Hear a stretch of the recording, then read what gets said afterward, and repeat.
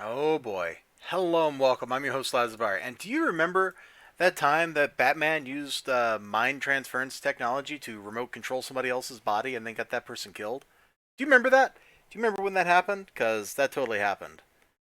No? You don't? You don't remember that? Well, oh, you're in for a treat in this particular issue of Detective Comics because guess what? Everything I just said is in here. Now, this is the third issue of a storyline.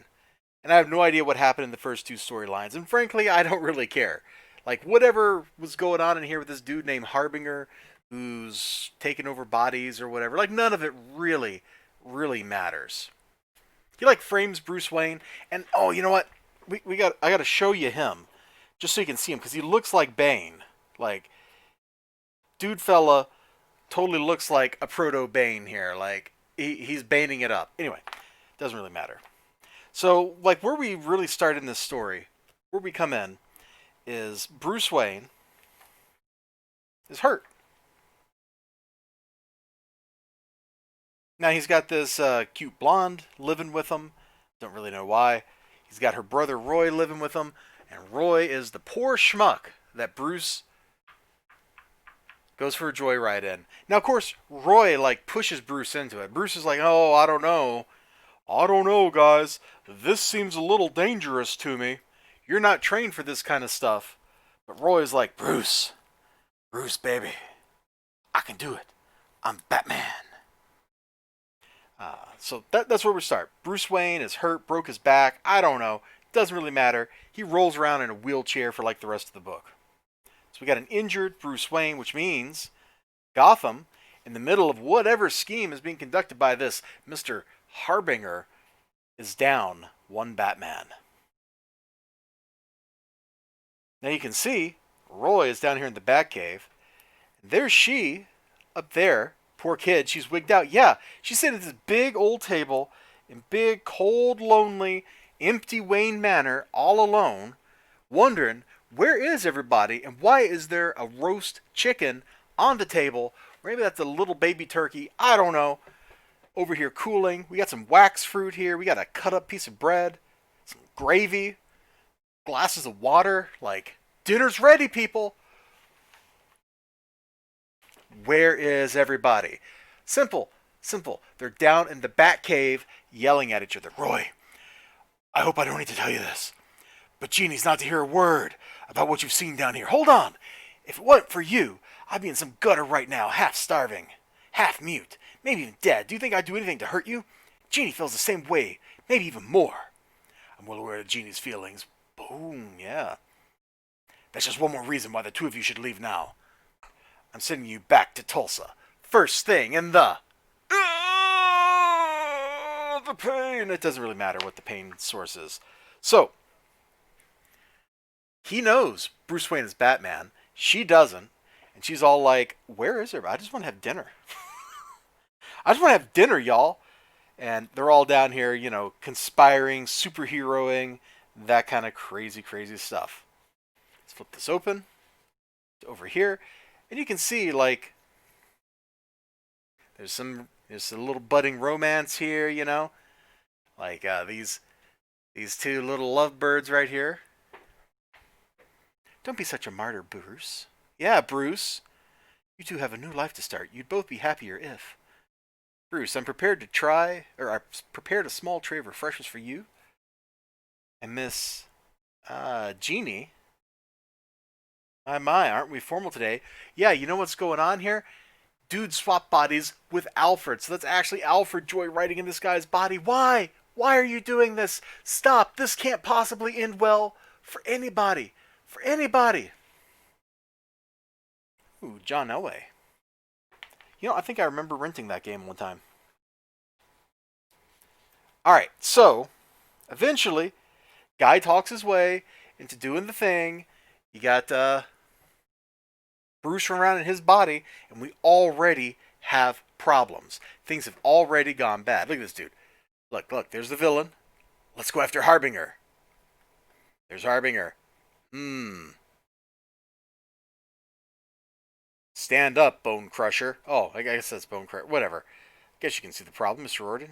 Oh, see? Yeah, the whole mind writing thing ain't working out for the bad guys. You think it's going to work out for the good guys? Do you? Do you? Pro tip, it ain't. Ah. But yeah, we got a situation here. Batman breaks in, kicks the guy in the chin. Now, ordinarily, like a Batman kick to the chin on a normal mook, that guy is just out cold, right? But that ain't the case here. This guy's like, and he's getting up. Not much juice in these legs. Not much juice in these legs. Remember, Bruce, not much juice in these legs. I need a dart to finish him off. Batman, You're okay. Your perp's in the corner. Hey, man, are you hurt or? No, fine. Fine, thanks. Plenty of press outside cameras. I'll just walk out slowly. Never let them see you limp. And so now they're going to argue about, how things went and da-da-da-da-da. And it doesn't really matter. What really matters is jumping right to the climax here, where everything goes sideways.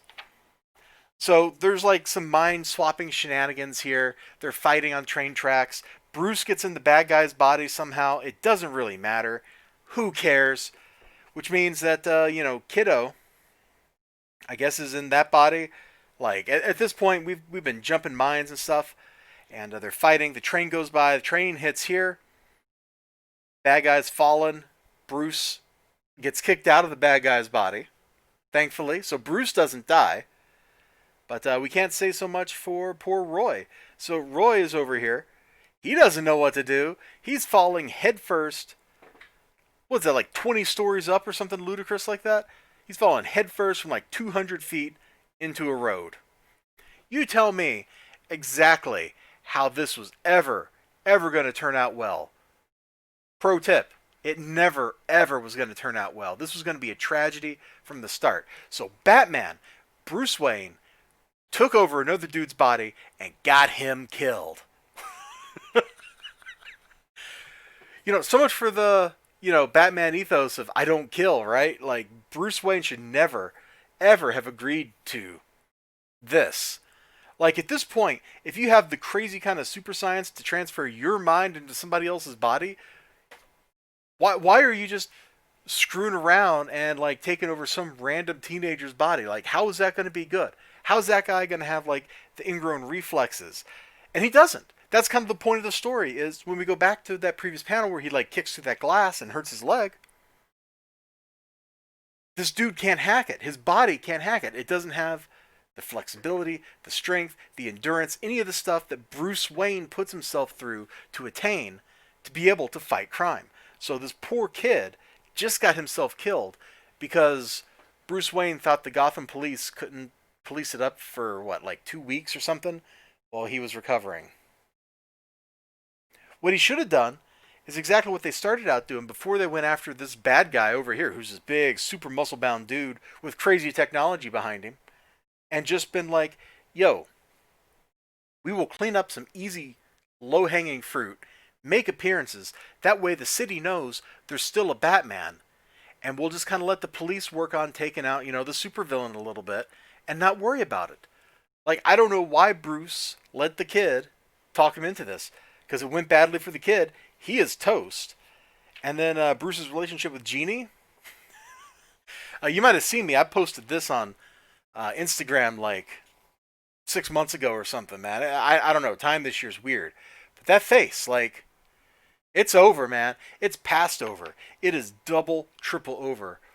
So Batman, grossly negligent. Detective Comics number 600. That's what this should be called. Instead of Blind Justice, grossly negligent. Part 3 of 3. Because that's what Batman was. You all take care of yourselves. You have a great day. Remember to like, comment, subscribe. All that good stuff. I sure hope to see you again next time. Until then, bye-bye.